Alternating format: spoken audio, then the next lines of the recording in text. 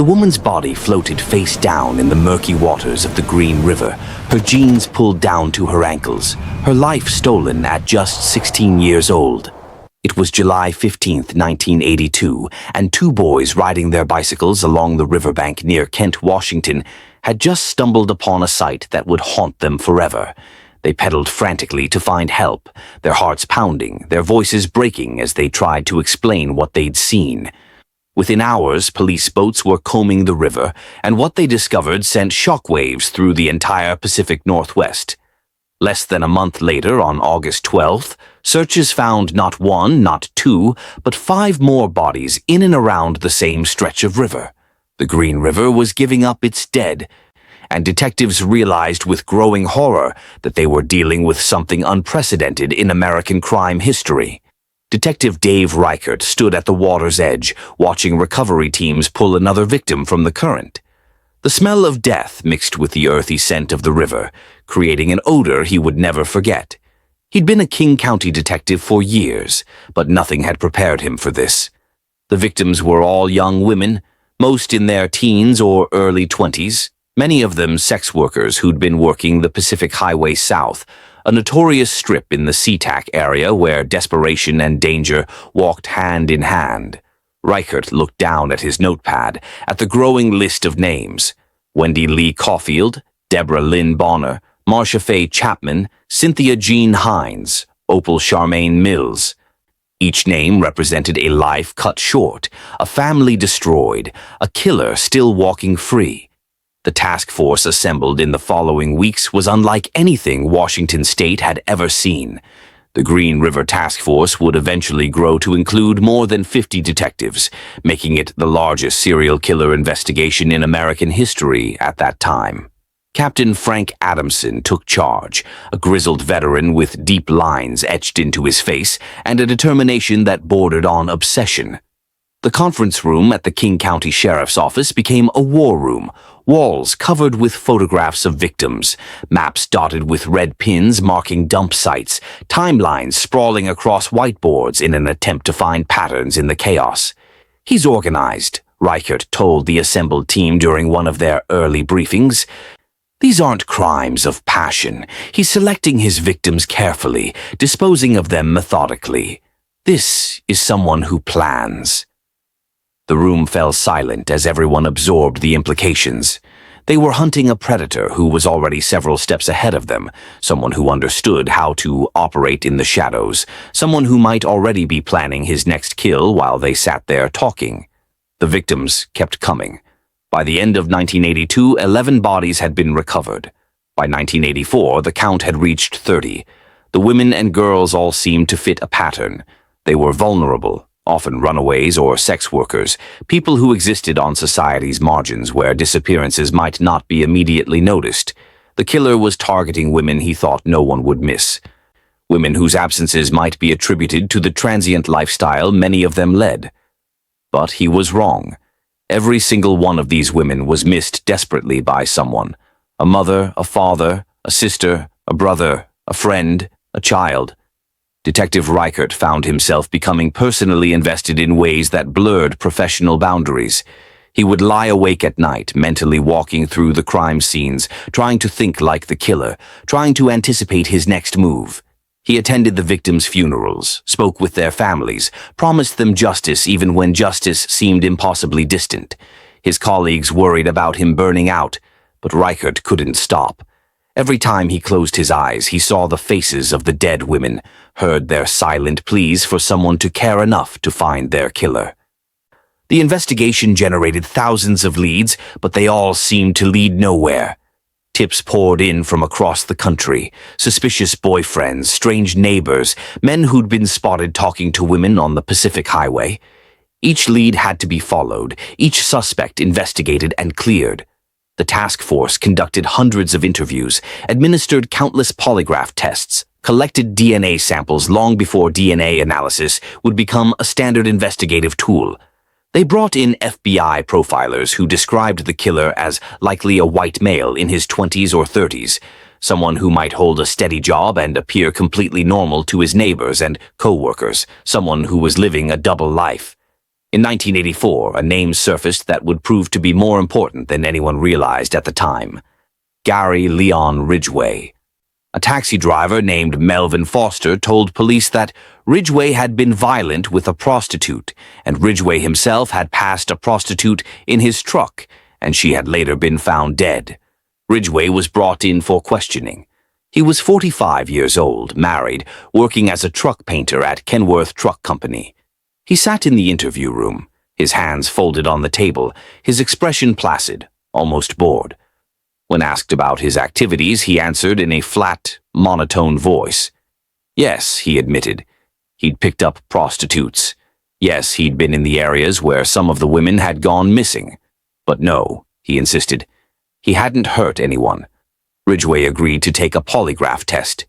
The examiner watched as Ridgway answered questions about the murders, his breathing steady, his pulse barely fluctuating. When the results came back, they were inconclusive on some questions, but Ridgway hadn't shown the clear signs of deception the examiners were looking for.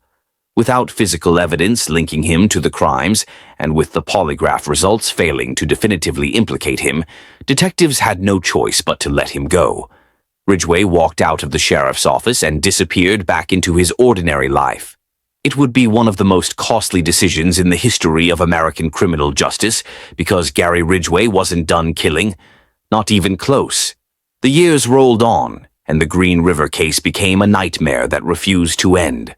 Bodies continued to turn up in wooded areas, along remote roads, in ravines where blackberry bushes grew thick and wild. Some victims were found within weeks of their disappearance. Others weren't discovered until they were little more than scattered bones, their identities determinable only through dental records, or later, DNA analysis. The killer had developed a pattern of returning to dump sites, sometimes to have sex with the corpses, sometimes simply to relive his crimes. Detectives found evidence of this monstrous behavior: bodies that had been moved after initial decomposition, signs that someone had been visiting the remote locations repeatedly. Detective Reichert was promoted over the years, eventually becoming sheriff, but he never let go of the Green River case. It was his white whale, his obsession, the failure that haunted every success he achieved. He kept the case files in his office, continued to review evidence during stolen moments, maintained relationships with the victims' families who called him every few months, asking if there was any news, any progress, any hope at all. The answer was always the same. They were still working on it, still pursuing leads, still believing they would catch the killer someday. But privately, Reichert wondered if that day would ever come. The 1990s brought new investigative tools that offered fresh hope. DNA analysis was becoming more sophisticated, more precise, more powerful. In 1987, DNA had been used for the first time in a criminal investigation in England, and American law enforcement was rapidly adopting the technology. The Green River Task Force had been collecting biological evidence from the crime scenes for years: semen samples, hair, skin cells. Now, finally, they had the means to analyze that evidence in ways that hadn't been possible before. In 2001, the sheriff's office decided to submit evidence from 3 victims to the Washington State Patrol Crime Laboratory for advanced DNA testing. The samples came from Marcia Chapman, Opal Mills, and Carol Christensen, 3 women murdered in 1982 and 1983. The lab extracted DNA profiles from semen found on the victims' bodies and clothing, then ran those profiles through the FBI's combined DNA index system, known as CODIS. There were no hits, but the task force had maintained its suspect database over the years, keeping biological samples from everyone they'd ever seriously considered as a possible killer. In April 2001, criminalists compared the DNA from the crime scenes to the samples from past suspects. On September 10, 2001, Detective Tom Jensen received a phone call that made his hands shake. The DNA from the 3 victims matched DNA from a sample given years earlier during the investigation. The sample belonged to Gary Ridgway. After nearly 2 decades, they finally had their man. Jensen immediately called Reichert, who was now the sheriff. "Dave," Jensen said, his voice tight with emotion, "we got him. It's Ridgway. The DNA is a match." Reichert sat down heavily in his chair, overwhelmed by a rush of emotions. Relief, vindication, rage, sorrow for all the years lost, all the victims who might have been saved if they'd had this technology earlier. The next day, September 11th, 2001, terrorists attacked the World Trade Center and the Pentagon, and the entire nation's attention turned to those horrific events. But in a small office in King County, Washington, detectives were planning an operation that would bring closure to one of America's longest-running manhunts. They couldn't arrest Ridgway immediately. They needed to build an ironclad case, needed to be absolutely certain they had the right man and could prove it in court. Ridgway was placed under 24-hour surveillance. Detectives watched him drive to work at the Kenworth plant, watched him go home to his wife Judith, watched him go about his mundane daily routine. He looked like everyone's harmless uncle, short, pudgy, balding, with thick glasses and a quiet demeanor. Neighbors described him as a devout churchgoer who read the Bible regularly, a man who was a little odd but certainly not dangerous. His co-workers knew him as reliable but unremarkable, someone who did his job and kept to himself. On November 30th, 2001, detectives made their move. Ridgway was at work, painting truck parts in the spray booth where he'd worked for decades, when officers surrounded the building. They entered the facility and approached him calmly, professionally. "Gary Ridgway, you're under arrest for the murders of Marcia Chapman, Opal Mills, Carol Christensen, and Cynthia Hines." Ridgway didn't resist. He didn't protest his innocence. He simply set down his paint gun, removed his safety goggles, and held out his wrists for the handcuffs. His expression remained unchanged, as blank and unreadable as it had been during his interview 17 years earlier.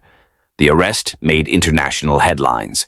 The Green River Killer, the man who had terrorized the Seattle area for 2 decades, the phantom who had murdered at least 49 women and possibly many more, was finally in custody. But catching Ridgway was only the beginning. Now the prosecutors faced a monumental challenge, getting him to confess, learning where all the bodies were buried, and ensuring he would never walk free again. The King County Prosecutor's Office faced a difficult decision. They had solid DNA evidence linking Ridgway to 4 murders, but they believed he was responsible for many more. Without a confession, dozens of cases would remain unsolved, dozens of families would never know what happened to their loved ones, and dozens of bodies might never be found. They needed Ridgway to talk, and that meant giving him something in return. The most powerful bargaining chip they had was the death penalty.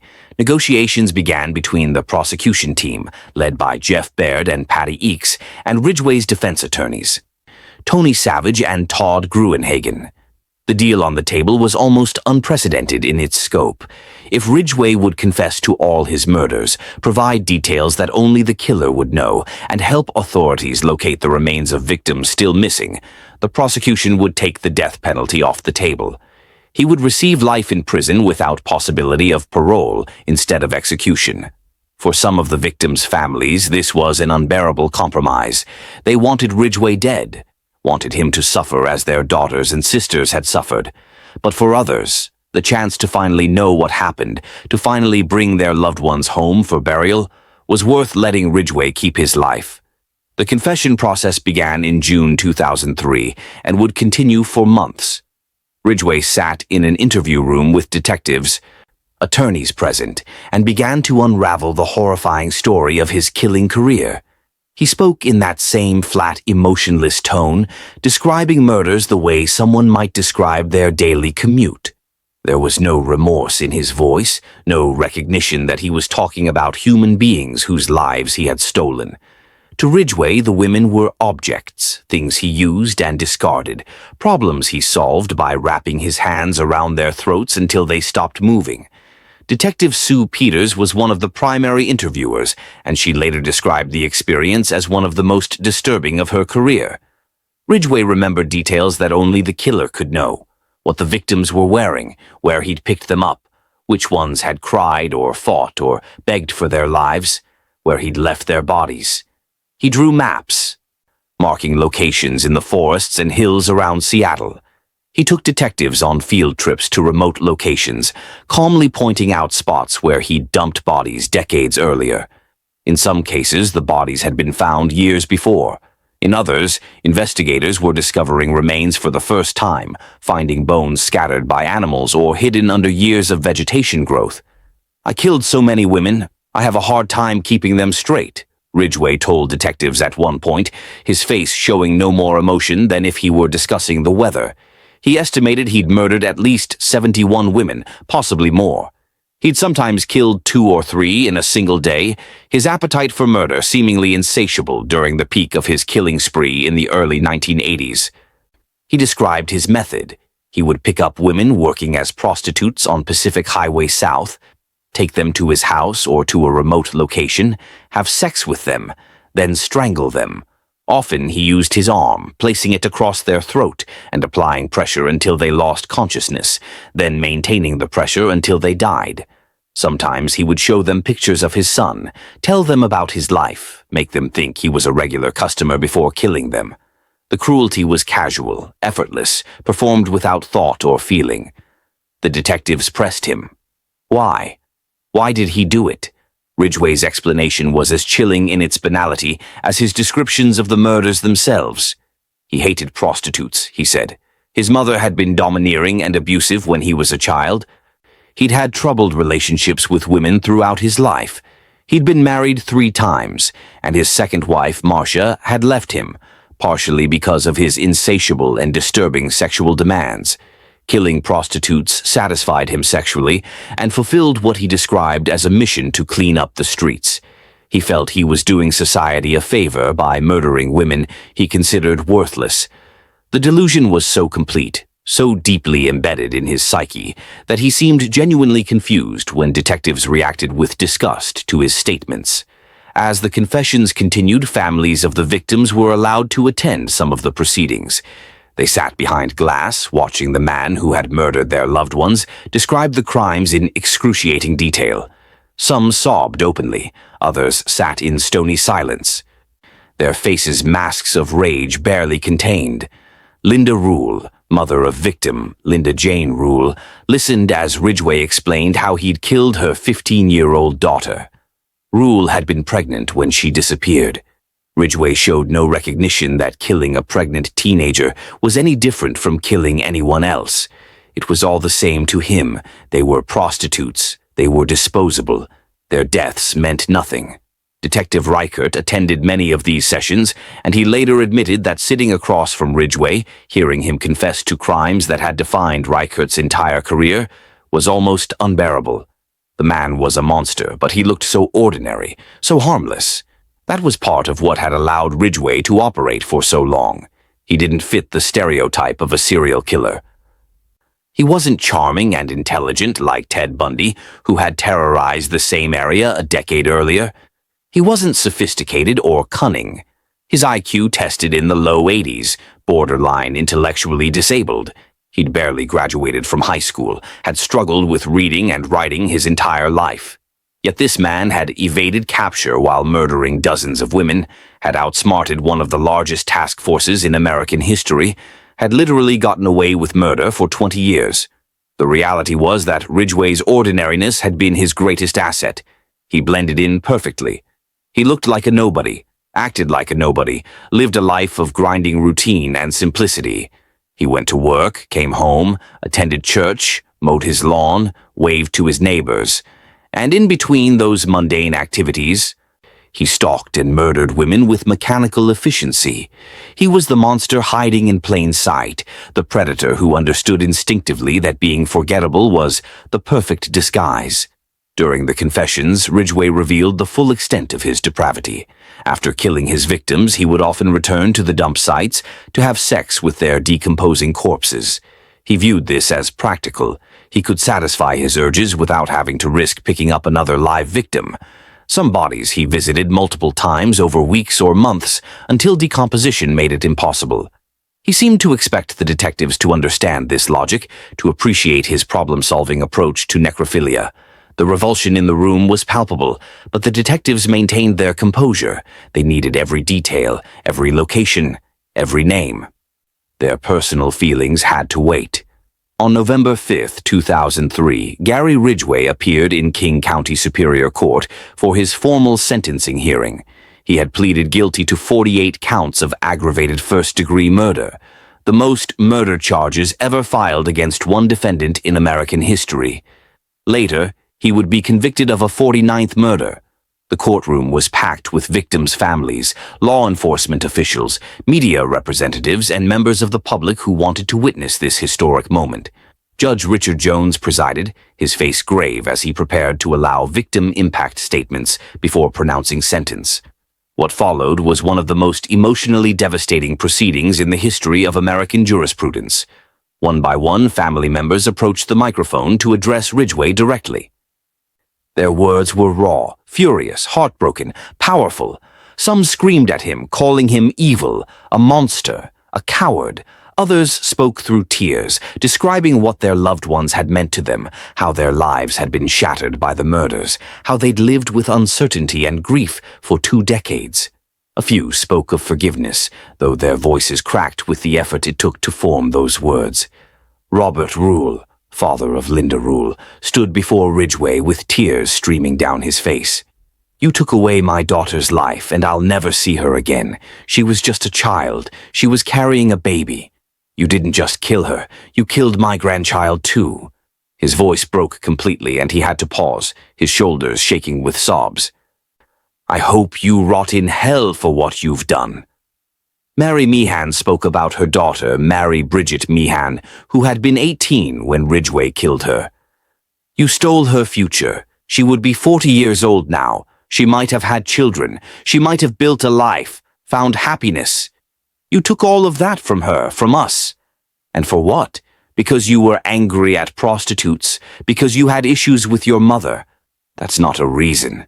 That's an excuse, and it's a pathetic one." Gary's brother, Robert Ridgway, spoke as well, his face filled with shame and sorrow. "I don't know the man sitting here. This isn't the brother I knew. I'm sorry to all the families. I'm sorry for what he did. I wish I could have stopped him somehow." Throughout the statements, Ridgway sat impassively, showing no emotional response. Occasionally, his lawyer would lean over and whisper something to him, but mostly he just stared straight ahead, his face blank. Some family members had hoped to see remorse, to hear an apology that sounded genuine, to find some evidence that Ridgway understood the magnitude of what he'd done. They were disappointed. When Ridgway finally spoke his own statement, it was brief and delivered in the same flat monotone he'd used throughout his confessions. "I'm sorry for killing all those women. I have tried hard to remember as much as I could to help the detectives find and identify the women. I'm sorry for causing so much pain to so many families." The words were correct, but they were empty, devoid of real feeling. It was like watching a poorly programmed robot attempt to simulate human emotion. Ridgway didn't understand why he should feel sorry. He was saying what he'd been told to say, what he knew was expected, but there was nothing behind the words. He was a psychological void, an emptiness shaped like a man. Judge Jones then pronounced sentence: 48 life terms without possibility of parole, plus 10 years for tampering with evidence, plus 480 months for the 48 counts. The sentences would run consecutively, meaning Ridgway would never leave prison. He would die behind bars, an old man in a cage, his legacy nothing but pain and destruction. As bailiffs led him from the courtroom, some family members shouted final words at him. Others sat in silence, emotionally exhausted, wondering if the conviction brought them the closure they'd hoped for, or if the wounds were too deep to ever truly heal. In the years following his conviction, more details about Ridgway's life and crimes have emerged. Psychologists who examined him diagnosed him with severe antisocial personality disorder. He had no capacity for empathy, no ability to recognize other people as fully human. To Ridgway, everyone was either useful or not useful, threatening or not threatening. The women he killed fell into the category of useful, satisfying his sexual urges and his need to control, and then not useful, requiring disposal. The calculus was that simple, that cold.